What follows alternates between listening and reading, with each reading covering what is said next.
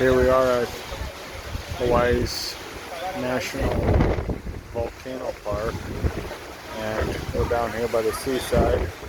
We're looking at a sea arch that's created from the Pacific thrashing up against the rocks.